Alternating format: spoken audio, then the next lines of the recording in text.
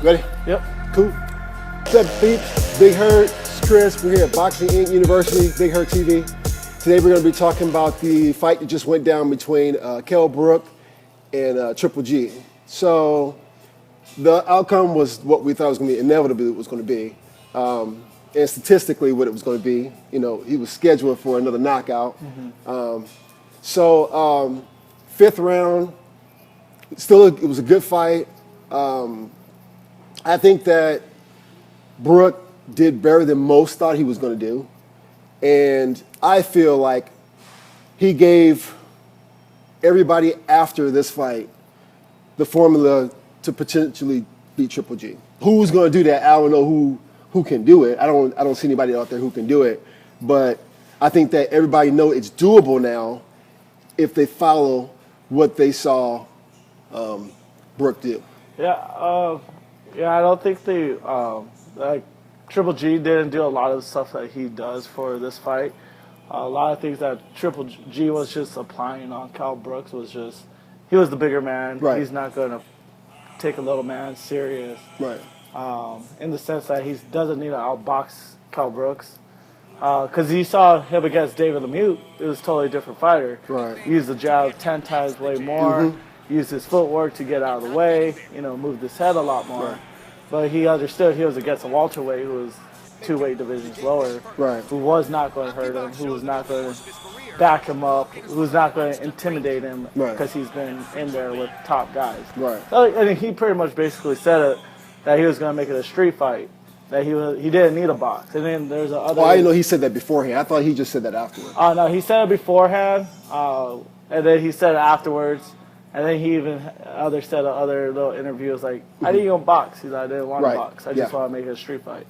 So it shows you his mentality was just going into it just to fight, put on a show for the UK people, and not really box.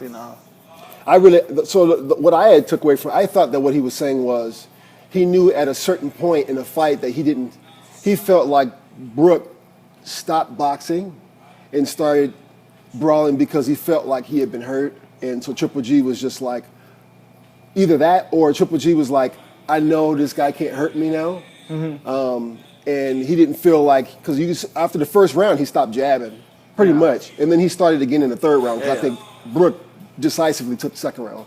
But he stopped jabbing after the first round because he felt like he had felt everything that Brook could do to him, and he felt like he couldn't hurt him anymore. And he was just like, why am I going to box this dude when I can just go in there and I can walk through whatever he throws, and I can just get this fight over with quick. I really feel like Triple G just knew he was not going to get hurt by the Kell Brooks, the welterweight. Right. Kell Brooks is an amazing fighter. I know probably most people didn't know who Kell Brooks was, who don't really follow boxing. Right. But I follow boxing. Kell Brooks is probably probably one of the best welterweights in there besides Keith Thurman and Earl Spence and those guys right there. But and you could put him with those guys even better. But Triple G said it before too, is when they asked him if he was going to fight Kell Brooks a few months before this fight, I mean even a year ago I think it was actually, and he was like, would you fight Kell Brooks? And he was like, no, he's too small. And so everyone was complaining about that because he said he would fight Floyd. Right. But yeah, he wouldn't fight a top contender like Kell Brooks. Right. But now we see what the outcome was. Right. And that's the reason why, because he's just he's not big enough. So. I don't know. Well, he looked big to me. I mean, they were about the same height. They were both the same. I mean, they weighed in. They were only a couple. Yeah, well, Kell Brooks actually weighed in more than Triple G. So and I mean, I know that big. I mean, it's all relative. Just because you're a big dude doesn't mean you hit big. Yeah. And maybe that's what he was talking about. But I thought that even though Triple G didn't think that he was going to get hurt by Brook, I thought there were a couple of times where Triple G got hurt. He might not have got hurt not hurt where he got wobbled or anything, you see his legs go or anything, but you could see his disposition change. You could see he wasn't pushing as much. I don't think I've ever seen Triple G fight backing up, and he wasn't fighting backing up like he was running, but he wasn't just walking him down like he normally does everybody else. And that's why, and I think that was in the third round, and then that's when he started turning his jab back up again. and then he took the third round. Yeah. And I just feel like he changed that fight because he saw that he couldn't just keep walking through this guy because he was hitting him pretty hard. He was getting him with those uppercuts a couple times. A few things that surprised Triple G about the fight was that Kell Brooks' toughness. I think Triple G was going to think he was going to run through him a little quicker. Right. Which I thought he was going to get rid of within 5 rounds. Mm-hmm. But I thought for sure he was going to drop him at least once in the first or the second round, which he almost did. He almost did. But, it's like he still didn't drop Kell Brooks. Right. Kell Brooks kept his composure, which a lot of fighters don't keep their composure with him in Especially that ring. with him. Yeah, exactly. So Kell Brooks kept his composure with him and kept trading with him. And then, he did something that most fighters don't do is that he threw a lot of combinations. Right. I mean, he's a welterweight, so he's used to have a higher outcome, higher Output. pace. So, and I think that not only, just like you said, when you were saying that, not only did he hold he didn't go down, but he also fought back. Yeah. So a lot of times you'll see guys like they'll get rocked and they'll be able to withstand it, but they can't withstand it and keep trying to fight. Yeah. They'll withstand it and then you still start running. Yeah. And Kell Brooks didn't do that. I mean, after he got rocked and he needed a second to he grabbed on, but then after that, then you saw him, he started throwing punches back. Yeah. I mean, he wasn't just sitting there trying to survive the round. Like, he was fighting back. So, yeah, you don't usually see that. People do that with Triple G. Usually with Triple G, people get on their bike and, hey, we're gonna run laps around this ring because this dude's about to put me out. So I was really impressed by that. I didn't, like you said, I didn't know much about Brook before I saw that fight, but I tell you what, people know a lot about him now. He showed his resilience. And so the fifth round stoppage. So the third round, Triple G came back and took it. Fourth round, arguably, it could have went either way. So you could have went into the fifth round seeing them 2-2, which is how I saw them. Although some of the judges saw them as 3-1. So you go into you saw 3-1? Yeah, because I think Triple G still imposed the will on him, control the pace. Right. I mean, there's a lot that goes into boxing. Yeah, ring generalship. Generalship. I just thought that he was laying a lot of shots. And then, Triple G was landing the more effective shots. Right. So it's like, that's what matters in pro boxing. Right. So you go into the fifth round, and you coming out of a round that was kind of up in the air. So Triple G came out. I mean, it was very apparent right away. Triple G came back on. He was putting that pressure, almost like running him down. He's hitting solid shots, but you never saw him get rocked the way he did in the first round. And even he was one time where he got hit and he was like holding on to the ropes. He was like, "Let's go!" Like, that's all you got. And then the next thing you know, you hear them saying, somebody's on the skirt. They got the towel, and then you see the towel come in. So a lot of people were kind of looking at it like, even me, like initially I was looking at it like, why'd they stop it so soon? He got rocked early on. This was nowhere near as bad as he was. But then after I looked at the fight for the second time I looked at the fight, and also I looked at some of the highlights from the fight, you see like how cleanly he was taking shots. And against Triple G, you can't be taking shots like that. I mean, Triple G, he's not the kind of guy who will knock you out with hitting you in the chin. He's the kind of guy he would hit you upside the head, which he was doing to him a lot. He was hitting him upside the head like boom, boom, boom. I was waiting for him to go down. Yeah. But he didn't go down. So maybe, to find out later on, he actually fractured his orbital lobe. So, and that's why you saw him kind of pawing at his eye. I don't know if he could feel that it was broken and he thought he was bleeding ultimately, but he wasn't bleeding. He had a welt, but he didn't bleed.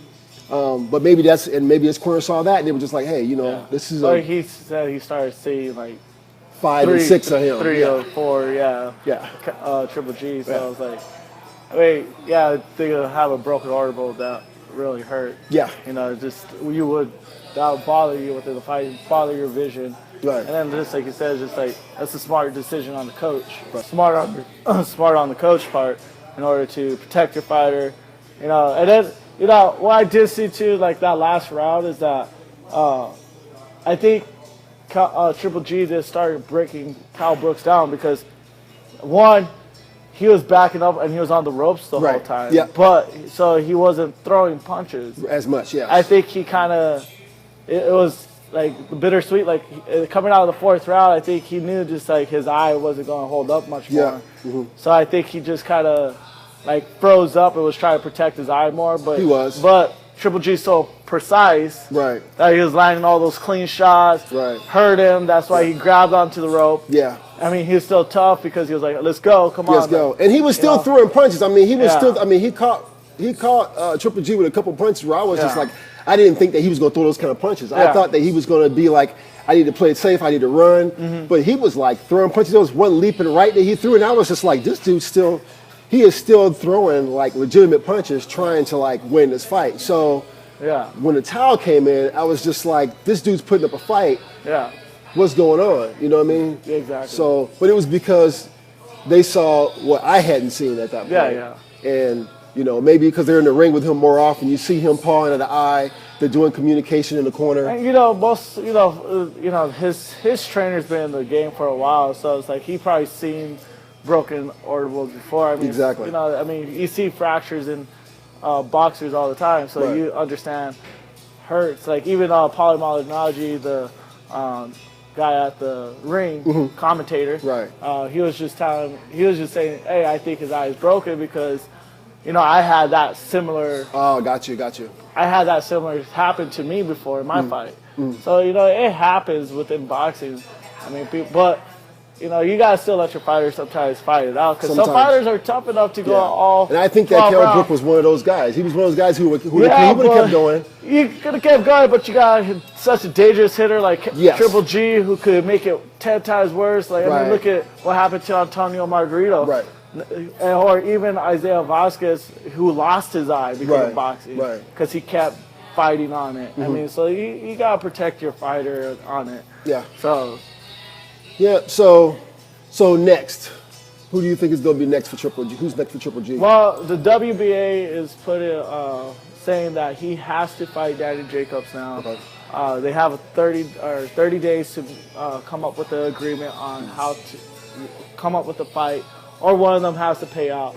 Right. But now it's kind of funny, I think, because Triple G didn't do what he can do. Because, I still don't think we've seen all of what Triple G could do. Right, yeah. But just because I think he went backwards in this fight a little bit because he did a lot of things that he usually doesn't do. Right. Well, I mean, when you get a fighter like this, exactly. If you don't have any real competition, you're never going to get a chance to see the potential of a fighter. Exactly. So like a lot of, I like those. Like a lot of the middleweights now are calling Triple G out because they think he was been exposed. Canelo's even calling him out and saying like, "Hey, you need to watch out yourself." And I'm just like, you guys don't just like, come on, you guys are fighters. Yeah. You should understand. Yeah, yeah. I understand that before you really get a chance to see what somebody really can do, you got to get somebody to get in there and test them. Exactly. And he really hasn't been really tested yet. I think that this was the closest to being tested he's been. Yeah. Because I think that he was a big guy. He could hit hard. He threw a real high output. And he was resilient. Yeah. I don't think that, and he was good at moving. Yeah. So I don't think that. I haven't seen all the Triple G's fights, but I haven't seen him fight anybody like this before. Me neither. I mean, Kell Brooks is probably the highest caliber boxer that he's fought. Yes. But he's just too small in the sense that he's never fought at that weight division. Right. I mean, he's a big guy, but he just hasn't fought that weight division as a pro. So it's like he jumped into deep waters way too fast. I think if Kell Brooks would have took a fight at 160, fought a guy who's good, and then fought Triple G, it would have been even a little different more story. Right. But I mean, I give him guts that he wanted to do what other great fighters such as Sugar Ray Leonard and Sugar Ray Robinson did, is that they jumped up to weight division and went up against the middleweight and beat them. Right. But obviously he couldn't do it. So you gotta give it to him for trying. Yeah. I mean, he did that step. And you gotta give it a try because no one else would. Yeah. I mean, including Canelo. Exactly. So I don't hear him talking anymore. It's fucking Canelo. Anyway, hey, when that fight gets here, we'll be here. We'll watch it and we'll have these talks again. Hey, this has been Big Hurt, Chris here at Boxing University, BigHurtTV. Thank you guys for watching. If you got any questions about this show here, or you got any other conversation you want to have about some other fights, go ahead and put them in the comments below. And give us a like, give us a subscribe. Keep coming. Peace.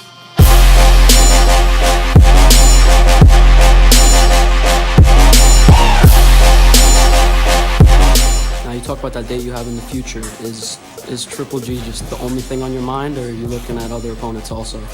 Well, Triple G is the only thing on my mind. I mean, obviously, like I said before, I wanted to fight the BJ Saunders. I wanted to fight the Chris Eubanks. Those guys didn't report back with anything. I'm not saying they're ducking me, but I'm just saying that they didn't want to fight at that particular time. So if we can't fight those guys, then we'll go straight to the top.